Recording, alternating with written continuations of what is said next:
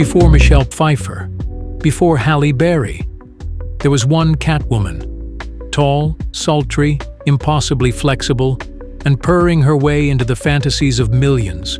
She wasn't just an actress, she was a movement. The legs, the curves, the voice, the attitude. This is the untamed story of Julie Newmar, the original bombshell who turned every entrance into an event and left every exit sizzling.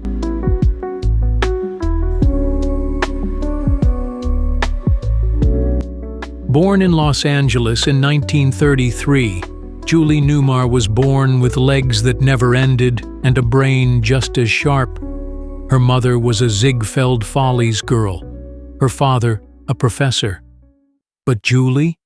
She wanted the spotlight, and she got it. She began as a dancer, gracing stages with her 6-foot frame and liquid movements. By 19, she was already performing with the Los Angeles Opera. But it was the movies that came calling next. And Julie didn't just arrive in Hollywood, she stormed in.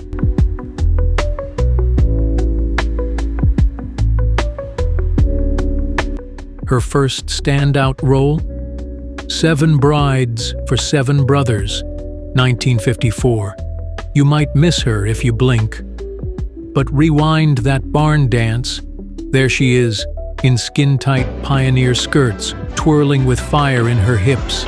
Not a single man could keep up. The 1950s gave us plenty of blondes. But Julie? She was something else entirely. She didn't giggle. She smoldered. In The Rookie, 1959, she plays a sultry singer whose curves distract more than bullets. In one scene, she slinks out of a shimmering gown, pausing just long enough to leave imaginations wrecked.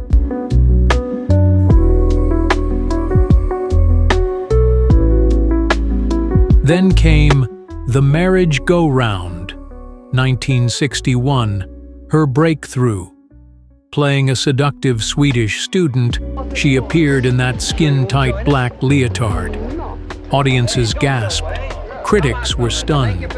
One reviewer said, "She's a Venus in high heels." That leotard scene? Julie walks into a professor's office, hips swaying like metronomes. She stretches, she poses, she purrs. And suddenly, academia became erotic.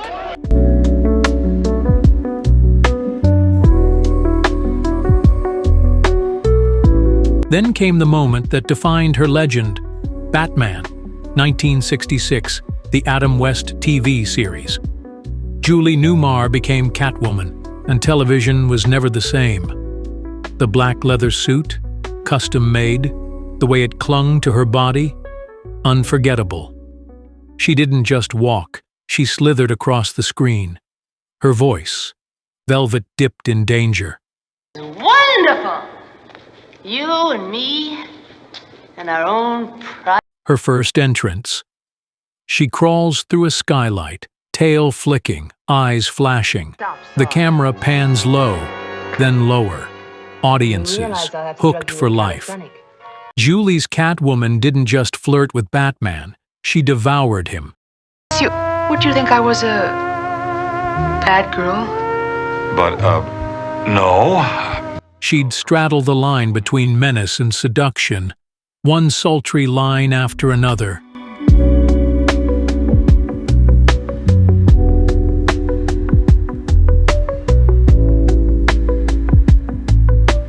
Even the censors didn't know what to do with her.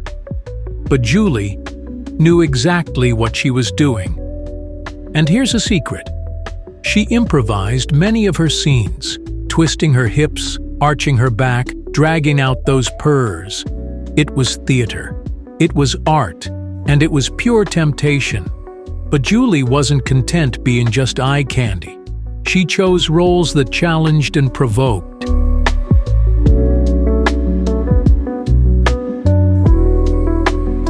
In My Living Doll, 1964-65, she played a robot built to be the perfect woman.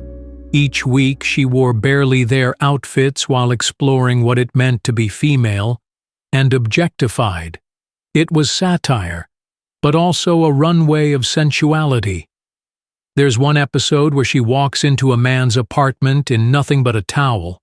She says, totally serious, "I've calculated that human males respond positively to the sight of moist female skin." That's what I like about you, Warden. You're an instant learner. Roll it up.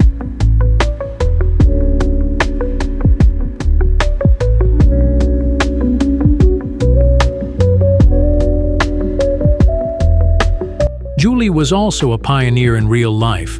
She held patents, bought up LA real estate, and even invented her own shaping pantyhose.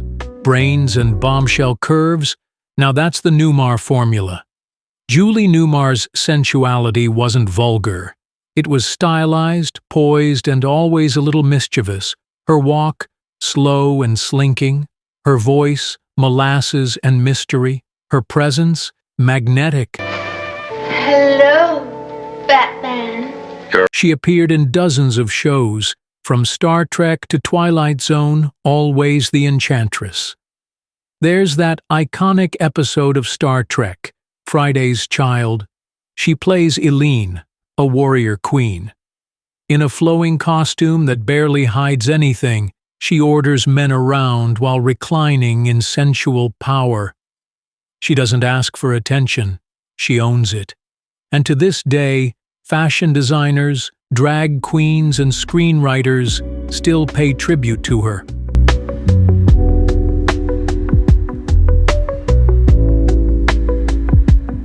Julie was never vulgar. She was dangerous in the most refined way. Julie Newmar didn't just act sexy, she redefined sexy. She said, "Beauty is not a thing, it is a way of being." And she was right. Every hip roll, every sly wink, every whisper. Julie made seduction an art form. In 1995, to Wong Fu, "Thanks for Everything," Julie Newmar honored her by name, because to generations, she wasn't just Catwoman. She was goddess, muse, icon. So next time you see someone strut into a room and own it, remember Julie Newmar was doing it before most were born. She didn't just leave scratch marks on Batman. She left her mark on all of us. Julie Newmar, feline, feminine, forever unforgettable. Meow.